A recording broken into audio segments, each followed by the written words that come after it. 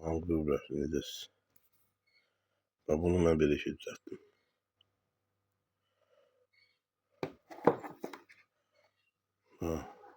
İstediği yokluğu sağdın özü.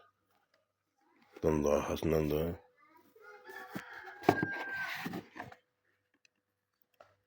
taşın yeri bir tane taş koysan şu işleyir. Vesselam. Ucuz ve keyfiyetli. Bunu da 5 manat aldım. Vesselam. Ama böyle ne tıklığı çayısını yapıştırsan vesselam. Yaxşı. Sen orada işi keselim misin? Razmer oturdu üstüne. Vesselam. Razmer bunu o razmerdi olsa. Yapıştırsan vesselam.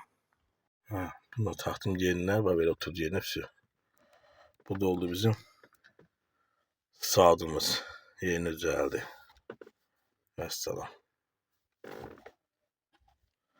Maşın istiliği de gösteriyor. Temperatürü, nəmişliği de sağdı da.